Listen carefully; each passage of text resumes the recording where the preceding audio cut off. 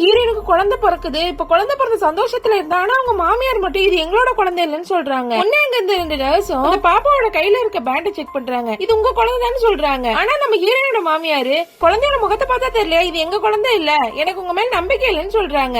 ஆக்சுவலா நடந்திருக்கும்னா ஹீரோயின் வழியில இருக்கப்போ டாக்டர் ஆபரேஷனுக்கான ப்ரொசீஜர் பண்ணுன்னு சொல்லிருப்பாங்க. அதுக்காக ஒரு அப்ளிகேஷன் கொடுத்திருப்பாங்க. அதுல ஹீரோயினுக்கு கேன்சர்னு இருக்கும். அத பார்த்ததுமே இந்த மாமியார் ஷாக் ஆகுறாங்க.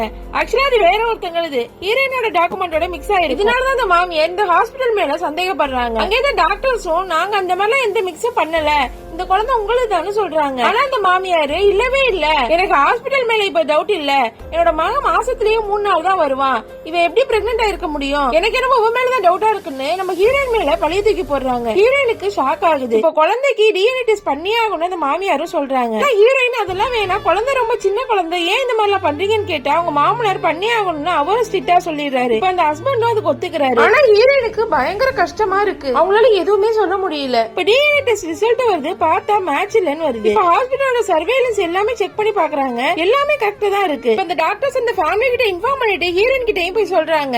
ஆனா ஹீரோயின் என் மேல எந்த தப்புமே இல்ல, நீங்க தான் எனக்கு ஹெல்ப் பண்ணணும்னு கேக்குறாங்க. இப்ப அதே நேரத்துல அந்த ஃபேமிலி ஒரு ஜேர்னலிஸ்ட் கூட்டு வராங்க. இப்ப அவங்க வந்து என்கொயரி பண்ணாலும் ஹாஸ்பிடல் சைடுல எந்த தப்புமே இல்ல. இப்ப டிஎன்ஏ டெஸ்ட் ரிசல்ட்ட மறுபடியும் செக் பண்ணி பாக்குறாங்க. ஆக்சுவலா நம்ம ஹீரோயினோட ஹஸ்பண்டுக்கு கைமேரிக் ஜீன் இருக்கும். ஆக்சுவலா அது அவங்க முன்னோர்களோட 2-3 ஜீனோட சேர்ந்து இருக்கும். அந்த மாதிரி ஒரு ரேர் ஜீனாலதான் டிஎன்ஏ டெஸ்ட்ல மேட்ச் இல்லன்னு காட்டியிருக்கும். ஹீரோயின் மேல எந்த தப்புமே இருக்காது, அந்த குழந்தை அவங்களோட குழந்தை தான். என்னதான் ஹீரோயின் இன்னசென்ட் ப்ரூவ் ஆயிட்டா, இந்த மாதிரி ஒரு சூழ்நிலையில தன்னோட ஹஸ்பண்ட் தான் கூட இல்லைங்கிறது அவங்களுக்கு பெரிய வழியா இருக்கு.